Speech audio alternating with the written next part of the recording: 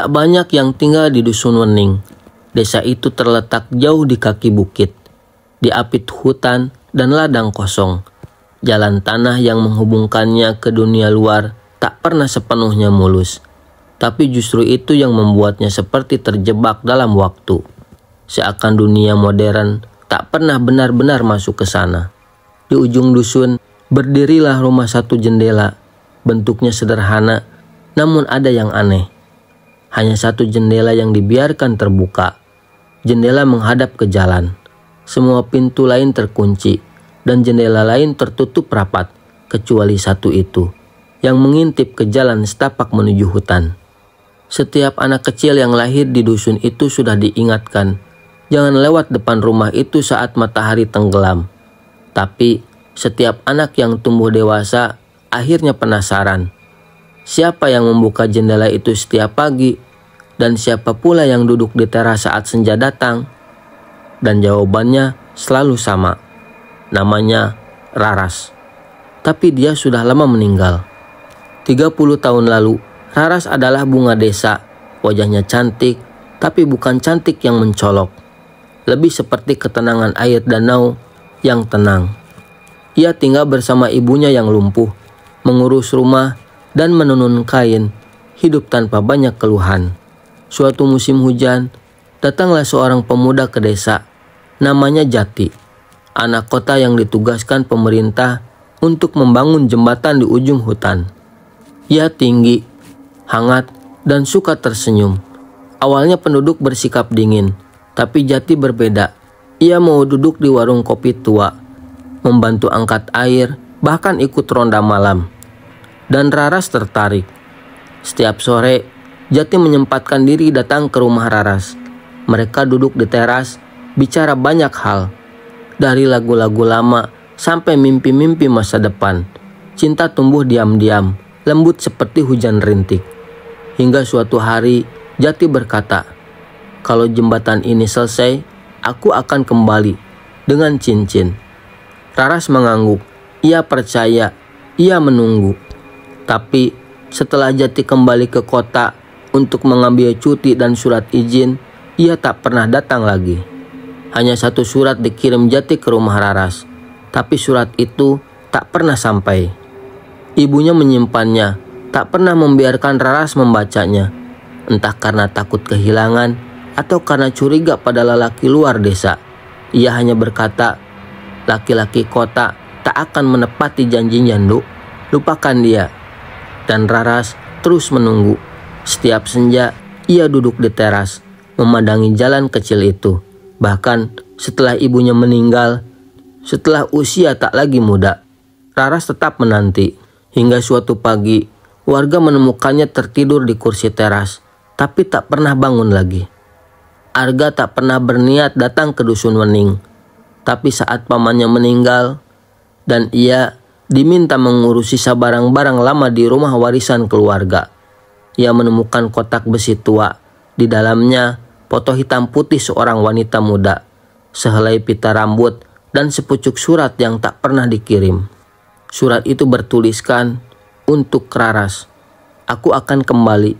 Maaf, karena aku harus kembali ke kota. Tunggu aku di teras seperti biasanya. Aku akan datang sebelum kenanga gugur. Jati." Arga menelusuri nama-nama lama dan sampai pada desa di kaki bukit, Dusun Wening. Ia datang tanpa tahu apa yang akan ia temui. Tapi begitu melewati jalan kecil itu, wangi kenanga menyambutnya. Hembusan angin membuat bulu kuduknya meremang. Dan di teras rumah tua yang lapuk, ia melihat seorang perempuan duduk, rambut panjang, gaun putih, tangan terlipat di pangkuan. Saat perempuan itu menatapnya, senyumnya lembut dan matanya basah.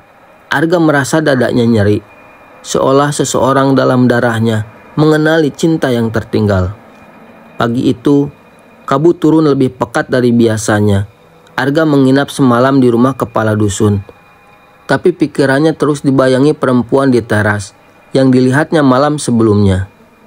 Ia tak bisa menghapus bayangan mata itu, mata yang seolah mengenal jiwanya.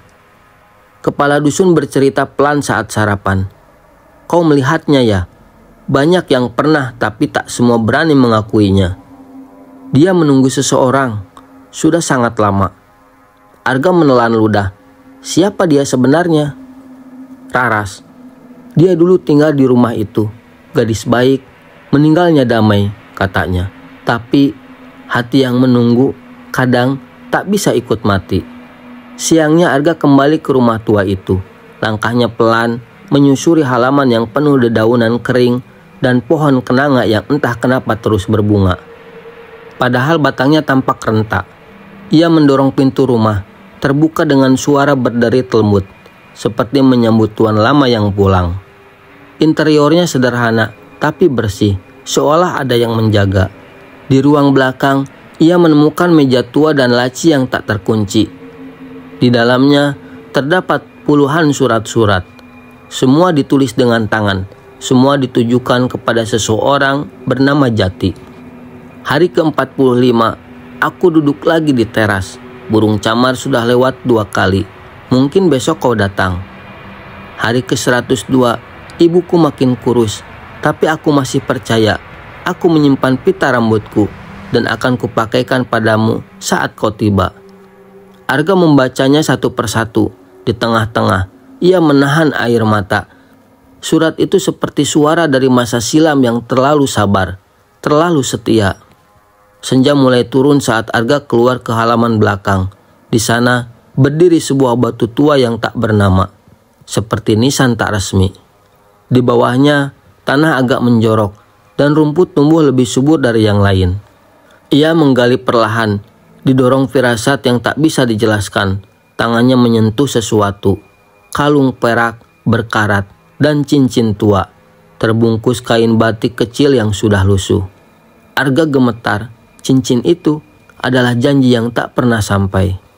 Tiba-tiba angin berhembus kencang, pohon kenanga bergoyang hebat, dan di teras perempuan bergaun putih itu berdiri.